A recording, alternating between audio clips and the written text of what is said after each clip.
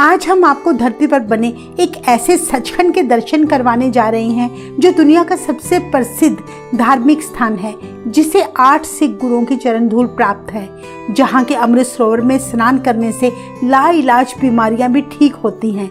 ये वो स्थान है जहाँ गुरुओं की कृपा से इतना खजाना है जिसका आप अंदाजा भी नहीं लगा सकते।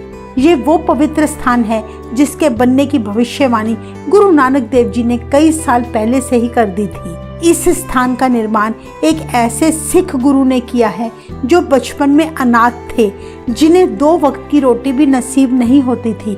उबले चने बेचकर अपना घर चलाया करते थे।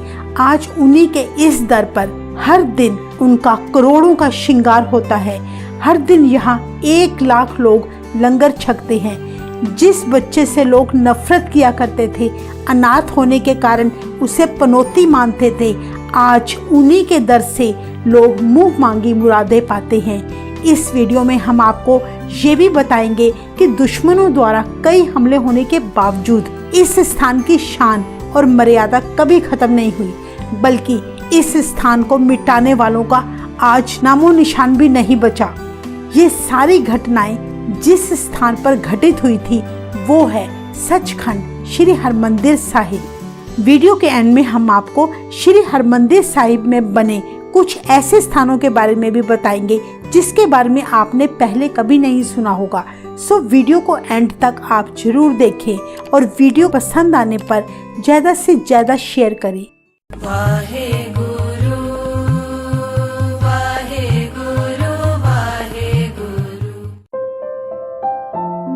सचखंड श्री हरमंदिर साहिब सिख धर्म का सबसे प्रसिद्ध ऐतिहासिक गुरुद्वारा है जो पंजाब के अमृतसर शहर में स्थित है।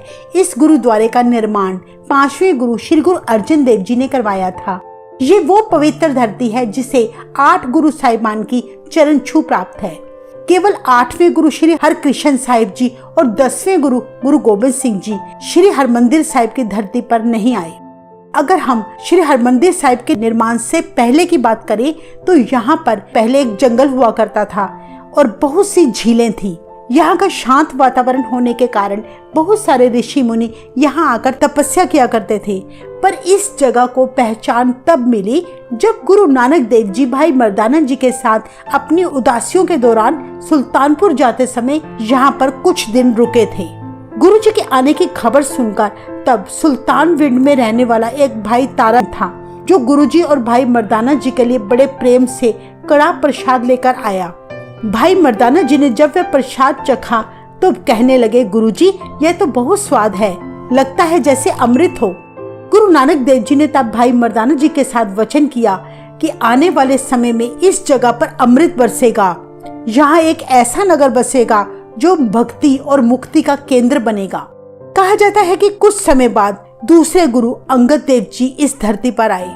इसके बाद जब तीसरे गुरु अमरदास जी यहाँ आए तो यहाँ का शांतमयी सुखद वातावरण देखकर उन्होंने एक नगर बसाने का फैसला कर लिया, जिसके लिए उन्होंने तुंग गांव के जमींदारों से जमीन खरीदी और चौथे गुरु रामदास जी की सेवा लगा दी। गुरु रामदास जी ने 1577 ईस्वी में इस जगह पर गुरुद्वारा साहिब बनाने के लिए सरोवर की खुदवाई शुरू करवाई और पंजाब के 55 व्यापारियों को इस स्थान पर लाकर बसा दिया और इस शहर का नाम रखा गया रामदासपुरा, जिसे बाद में गुरु का चक नाम दिया गया। जिस सरोवर को गुरु जी ने खुदवाया था उसका नाम अमृत सरोवर रखा गया, इसीलिए इस शहर का नाम सरोवर के नाम से अमृतसर पड़ गया। गुरु रामदास जी के ज्योति जोत समाने के बाद उनके पुत्र 5वें गुरु अर्जन देव जी ने इस कच्चे सरोवर को पक्का कराया और सरोवर के बीचों बीच जहां गुरु अमरदास जी और गुरु रामदास जी बैठकर भजन बंदगी किया करते थे, संतों को उपदेश देते थे, उसी जगह पर गुरु अर्जन देव जी ने श्री हरमंदिर साहिब का निर्माण करवाया। कहते हैं कि गुरु अर्जन देव जी ने श्री हरमंदिर साहिब का नक्शा खुद तैयार किया था और सेवा की सारी जिम्मेदारी गुरु घर के सेवक बाबा बुड्ढा जी को सौंप दी। गुरु जी ने अमृतसर शहर का बहुत विस्तार और विकास किया। उन्होंने बड़ी गहरी सूझबूझ के साथ श्री हरमंदिर साहिब का निर्माण करवाया। जैसे हरमंदिर साहिब को जमीन के लेवल से नीचे बनाया गया ताकि जो भी श्रद्धालु गुरुद्वारा साहिब में प्रवेश करे वे सीढ़ियां उतरकर झुककर आए और अकाल पुरख के दर्शन करे। बाबा बुड्ढा जी ने जब गुरु जी से इस बात का कारण पूछा कि सभी धर्मों के स्थान ऊपर सीढ़ियां चढ़कर बनाए गए हैं, पर हरमंदिर साहिब में सीढ़ियां नीचे उतरकर क्यों प्रवेश किया जाता है, तब गुरु अर्जन देव जी ने बाबा बुड्ढा जी से वचन किया कि परमात्मा हमेशा नीचे झुककर चलने वाले को ही मिलता है। इस बात से ये पता चलता है कि गुरु अर्जन देव जी की सोच कितनी बड़ी थी। 15वीं सदी में गुरु अर्जन देव जी ने श्री हरमंदिर साहिब की नींव तब एक मुसलमान फकीर मियां मीर से रखवाई। जब मियां मीर ने ईंट को अपने हाथ में लेकर 3 बार पलटा तो ये देखकर गुरु जी ने वचन किया कि भविष्य में श्री हरमंदिर साहिब 3 बार टूटकर बनेगा। 16वीं सदी की शुरुआत में श्री हरमंदिर साहिब का महत्व काफी बढ़ने लगा। श्री गुरु अर्जन देव जी द्वारा हरमंदिर साहिब में श्री गुरु ग्रंथ साहिब जी स्थापित करने के बाद सिख धर्म का विकास तेजी से होने लगा। पंजाब में से लोग जत्थे के रूप में यहाँ के पवित्र सरोवर में स्नान करने आया करते और श्री गुरु ग्रंथ साहिब जी के आगे नतमस्तक होते। धीरे धीरे दूसरे धर्म के लोग भी यहाँ आकर बहुत प्रभावित हुए और सिख बनने लगे। गुरु अर्जन देव जी की महानता दूर दूर तक फैल गई। ये बात मुगलों को रास न आई, क्योंकि लाखों की तादाद में मुस्लिम भी गुरु के सिख बनते जा रहे थे, जिसका सबसे बड़ा कारण यह था कि गुरु अर्जन देव जी ने मुसलमानों के सबसे महान फकीर मियां मीर जी से हरमंदिर साहिब की नींव रखवाई थी। मियां मीर गुरु जी से मिलकर इतने प्रभावित हुए थे कि वे सुखमनी साहिब का पाठ करने लगे।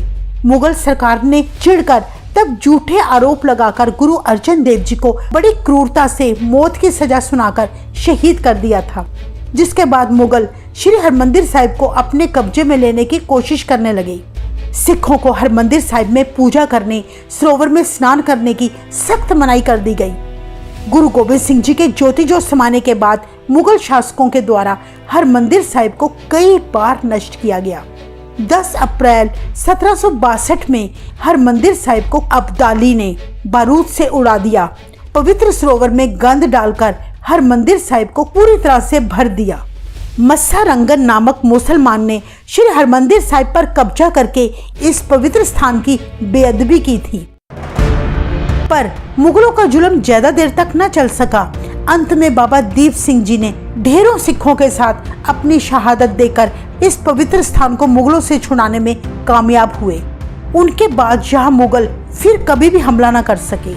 अगर हम इतिहास पर नजर डालें तो कई बार वैरियों ने और उस समय की हुकूमत ने हरमंदिर साहिब पर हमले किए और कितनी ही बार यहाँ कब्जे हुए, कितने ही सिखों को कुर्बानियां देनी पड़ी, पर वाहेगुरु की कृपा से श्री हरमंदिर साहिब कभी बंद नहीं हुआ और ना ही कभी होगा।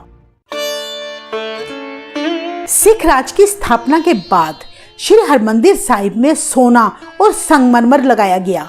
महाराजा रणजीत सिंह ने 1802 में श्री हरमंदिर साहिब गुरुद्वारे का बाहरी हिस्सा 750 किलो शुद्ध सोने से मढ़वाया था। तब से यह गुरुद्वारा गोल्डन टेम्पल के नाम से जाना जाने लगा। उससे पहले महाराजा रणजीत सिंह ने गुरुद्वारे की रेनोवेशन के लिए 50 लाख रुपए दिए थे।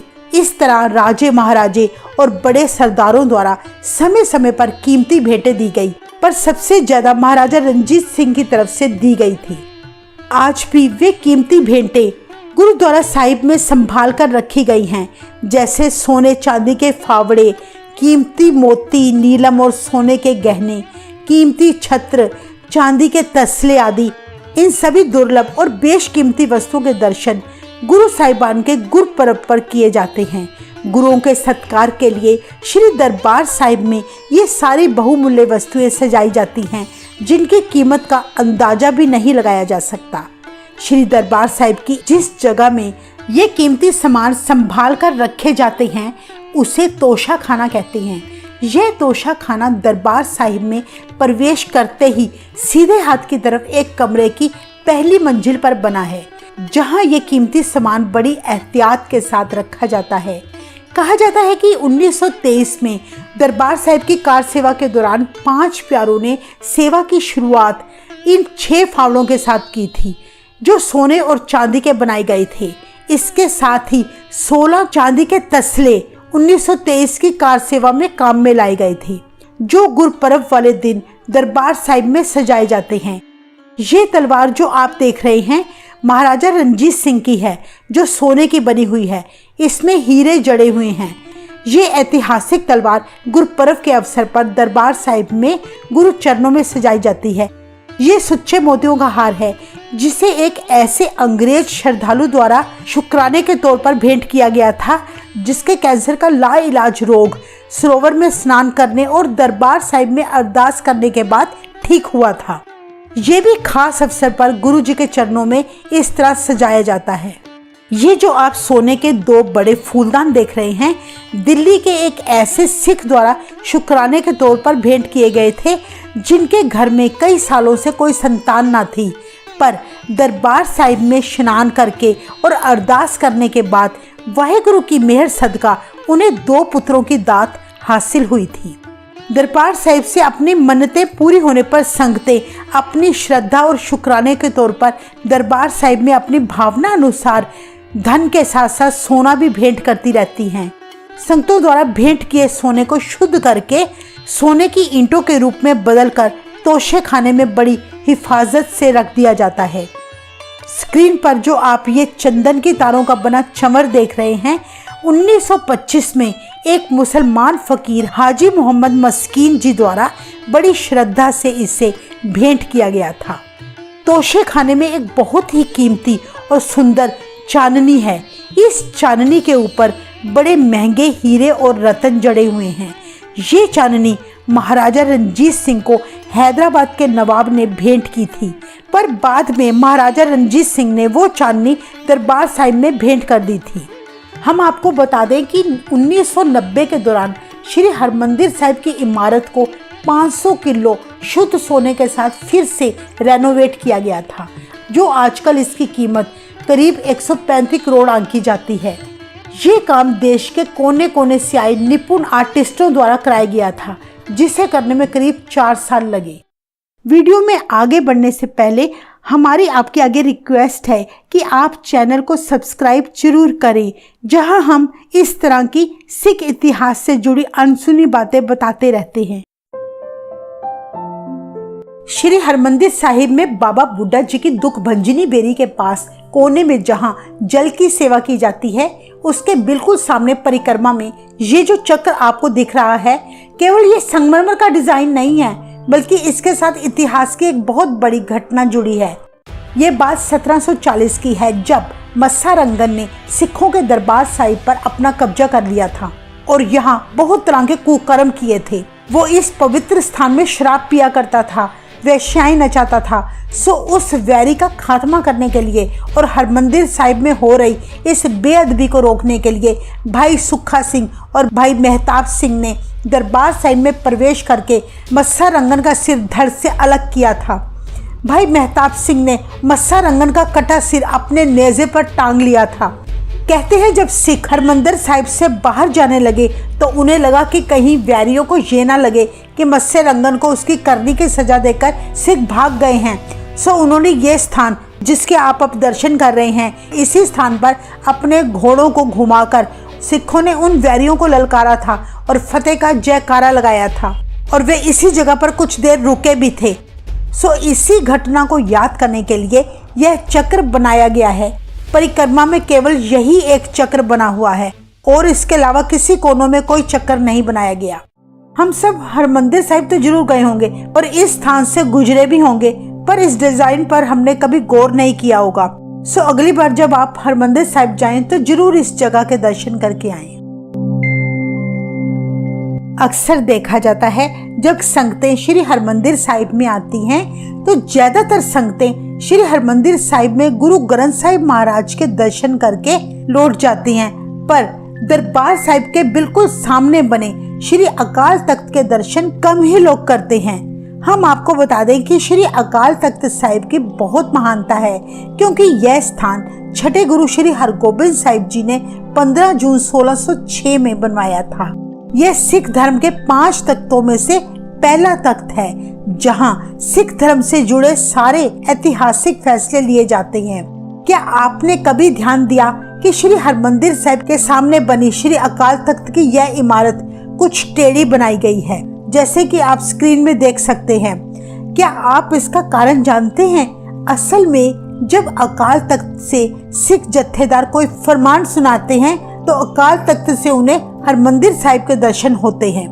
मतलब वे जत्थेदार श्री हरमंदिर साहिब का ध्यान करके फरमान सुनाते हैं, पर हरमंदिर साहिब से अकाल तख्त के दर्शन नहीं होते, जिसका अर्थ है धर्म के आगे राजनीति फीकी है, क्योंकि श्री हरमंदिर साहिब की इमारत धर्म को और अकाल तख्त की इमारत राजनीति को दर्शाती है।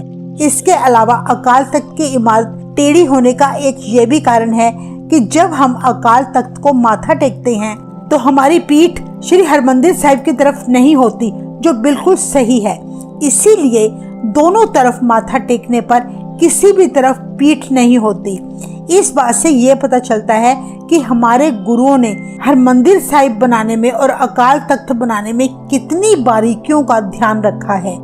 हम आपको ये भी बता दें कि श्री गुरु हरगोबिंद साहिब जी ने अकाल तख्त की ऊंचाई दिल्ली के तख्त से 1.5 फुट ऊंची बनाई थी, जिसका कारण था कि दुनिया के जितने भी तख्त हैं पर अकाल तख्त से ऊंचा कोई तख्त नहीं हो सकता, क्योंकि अकाल तख्त अकाल पुरख प्रभु का सिंहासन है जो हमेशा सभी तख्तों से ऊंचा ही रहेगा। श्री हरमंदिर साहिब के निर्माण के दौरान एक बार गुरु अर्जन देव जी ने संगतों को उपदेश दिया कि अमृतसर में बना दरबार साहिब निरंकार की पुरी है और प्रभु के नाम का महान तीर्थ है, जो सिखों को दी गई एक बेशकीमती दात है। गुरु अर्जन देव जी ने अपनी बानी में भी कहा है, रामदास सरोवर नाते सब उतरे पाप कमाते। गुरुजी कहते हैं कि हमारे किए हुए पाप हरमंदिर साहिब में स्नान करने से उतर जाते हैं। निर्मल होए कर इश्नाना गुर पूरे कीने दाना। गुरुजी कहते हैं कि सतगुरु ने हमारे ऊपर कृपा करके ऐसी दात बख्शी है कि यहाँ स्नान करके हमारा मन पवित्र हो जाता है।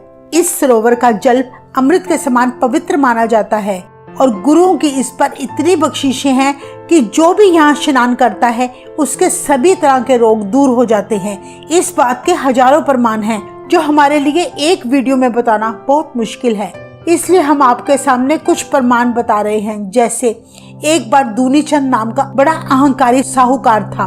उसने अपनी 7 बेटियों से एक दिन प्रश्न पूछा कि बताओ तुम किसका दिया खा रही हो, ये सारे सुख तुम्हें कहाँ से हासिल हुए हैं। उसकी बेटियों ने जवाब दिया, पिताजी हम तो आपका दिया खा रहे हैं। पर उसकी छोटी बेटी रजनी ने कहा, पिताजी मैं उस परमात्मा का दिया खा रही हूँ जो सब जीवों का पालनहार है।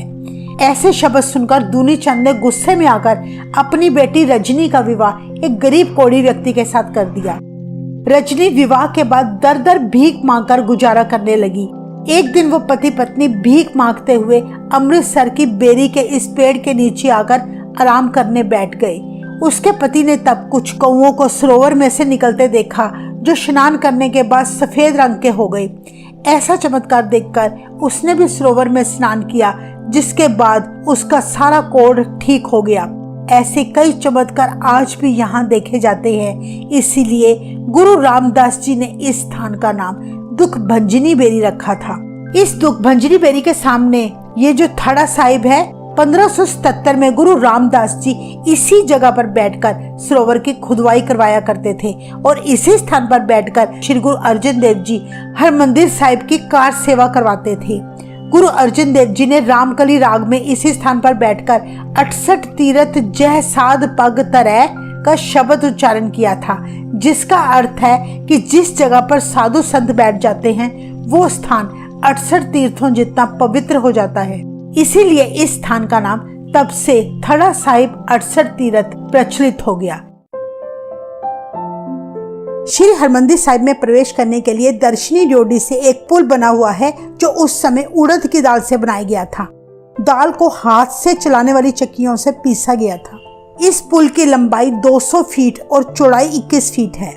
जैसा कि आप सब जानते हैं, श्री हरमंदिर साहिब के 4 दरवाजे हैं, पर पुल एक ही है, जो ये दर्शाता है कि हम चाहे किसी भी जात के, किसी भी धर्म के क्यों ना हो, पर परमात्मा तक पहुंचने का रास्ता सिर्फ एक है। श्री हरमंदिर साहिब पर मौजूद आपने ऊपर ये छोटी गुंबदें तो जरूर देखी होंगी। ये गुंबदें वैसे ही नहीं बनाई गई, इनके पीछे भी एक खास वजह छिपी है।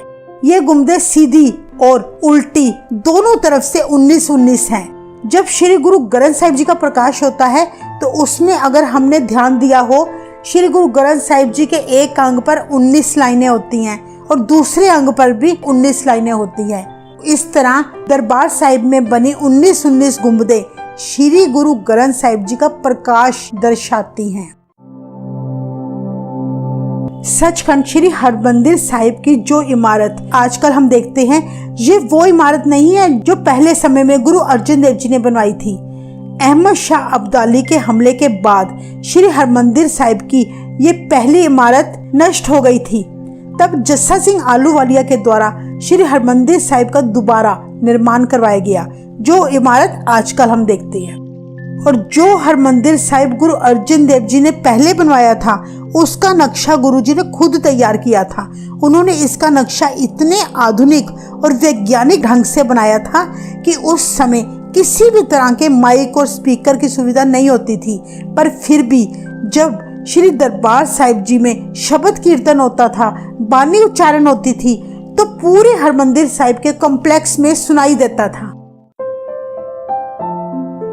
श्री हरमंदिर साहिब देश विदेशों में लोगों की आस्था का बहुत बड़ा केंद्र है। अपने ऐतिहासिक महत्व के साथ साथ ये स्थान सबसे बड़ी रसोई के लिए भी विश्व भर में लोगों को आकर्षित करता है। गुरु रामदास जी लंगर हॉल में करीब 1 लाख लोग हर रोज लंगर छकते हैं। इतनी बड़ी संख्या में संगतों के आने के बावजूद सारा लंगर बड़े ही सलीके और तेजी से तैयार किया जाता है। संगतें बढ़ चढ़कर बड़ी श्रद्धा भाव से वाहेगुरु का जाप करते हुए लंगर सेवा करती दिखाई देती हैं। गुरुपुरब वाले दिन 3 से 5 लाख तक संगतें यहाँ आकर लंगर छकती हैं। यहाँ हर रोज 2 लाख रोटियां, 1.5 टन दाल और 25 क्विंटल अनाज का इस्तेमाल होता है। हर रोज 100 LPG सिलेंडर, 5000 किलो लकड़ी का इस्तेमाल किया जाता है। 24 घंटे चलने वाले गुरु के लंगर के कारण कोई यहाँ से भूखा नहीं जाता। लंगर पंगत में बिठाकर परोसा जाता है। यहाँ सैकड़ों श्रद्धालु हर समय सेवा करते हैं और लंगर की व्यवस्था करते हैं। लंगर बनाने के लिए अलग से सेवादार नहीं रखे जाते, लोग अपनी इच्छा से यहाँ सेवा करते हैं। ये माना जाता है कि यहाँ सेवा करने से हमारे पाप कर्म पुण्य कर्मों में बदल जाते हैं। तो ये थी श्री हरमंदिर साहिब से जुड़ी बेहद खास बातें। अगर आप श्री हरमंदिर साहिब के बारे में कुछ और बातें भी जानना चाहते हैं तो हमें कमेंट करके बताएं। वाहेगुरु जी का खालसा, वाहेगुरु जी की फतेह।